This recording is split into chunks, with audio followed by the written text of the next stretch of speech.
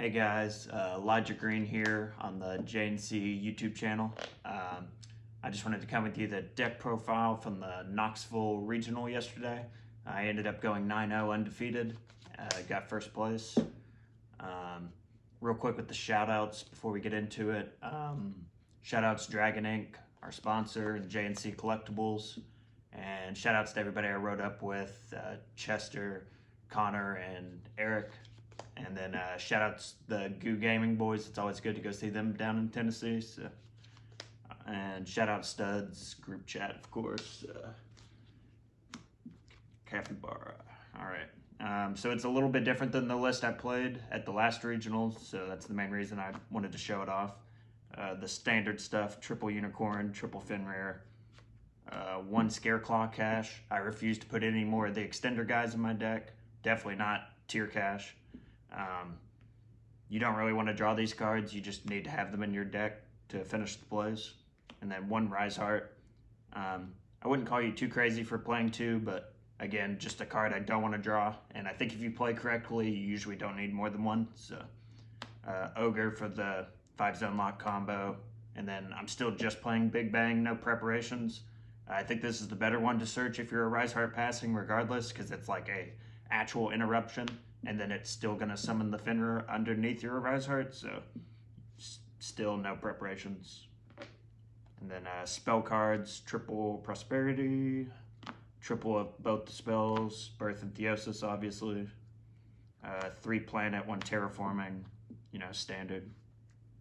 And then for more of the defensive slots, I decided to play Called by the Grave. This could honestly be any hand trap, but Droll has been insanely popular in our area, even though I think that card sucks, so I just wanted to have more answers to it. And then Kashtira Runic's also super popular, so being able to just hit a Mole Cricket with this is a huge blowout. So, and then triple Ash, Have to Respect Branded, and then triple Gamma and Driver. This is the biggest difference from my last list. This card went ridiculous for me, just extremely powerful. And it's not even that bad going first, because if you just a Rise Heart pass, a lot of times they'll end up answering their Rise Heart, and then they'll empty out your board, and you can just like Gamma them, blow them out, and then just activate Birth on the next turn and kill them. I play Omega in the extra deck in case I get drolled. I can Gamma it, and then just Omega rinse another card out of their hand, and then the game's pretty much just over from there with your board empty. And then triple Imperm, triple Evenly, and triple Book of Moon. I wanted to play at least 6, arguably 9 cards that easily answer a Rise Heart pass, because that's what a lot of the Kashmirs have been doing. And then Evenly is just an insanely powerful go second card. I don't think you need all your defensives to be live in this deck when you go first, because the deck's just so powerful. And then this one, just combined with any other defensive, usually blows out like any other deck's board, because most of them have like 1 spell trap negate. So if you just like book the Carrot, book a Baron, and then just evenly them, you can like wipe the board. Yeah, it performed very, very, very well for me. So that's the main deck. Guess I'll do the side deck first. 1 a Pointer and triple Light Force Sword. This card's been really great in testing, but I didn't actually draw it at the regional. But it lets you like 5-zone lock super easy, because it banishes the card face down. So you can just use it in their draw phase to trigger Shangri-La and Mind Hacker, and then Shangri-La again. So it lets you, even if you only do the 3 zones that the small version of the combo does, this one gives you the additional 2.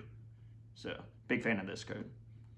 And it's just more generic as well. So rather than something like a Deep Barrier that you can't bring in versus like a trap deck or something, this card, no matter what they're playing, looping a card from their hand is always good going first.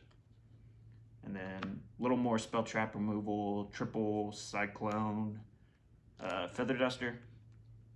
I was worried about the Floodgate, the Ancient Organism Floodgate.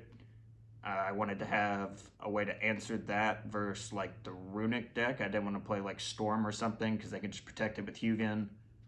And it's just like a good going first card to bring in versus like trap decks and runic, so I chose to play this over Storm this time, and it was pretty good for me. Triple Ghost Bell, just trying to avoid getting gimmick puppeted. It's like the easiest way to lose to somebody you shouldn't be losing to, so just wanted to have a bunch of answers for that, which Shifter as well, pretty good.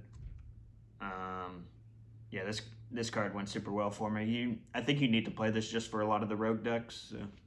And then last card on the side, I couldn't figure out what to play for the 15th, so I just played Change of Heart. It's pretty much the only card I brought in going second versus the mirror, because my deck's pretty tailored for the mirror. So I just wanted something to take Ogre out for in the mirror when I was going second. So just generic, force out a Rise Heart. And then extra deck, triple a Rise Heart. Still think you need to play 3. If you play somebody who's good at the mirror, you can really get punished if you play 2, especially if you like draw Ash going second and they get to unicorn you. It can get really bad really fast. And then 2 Shangri-La, 1 Mind Hacker, obviously.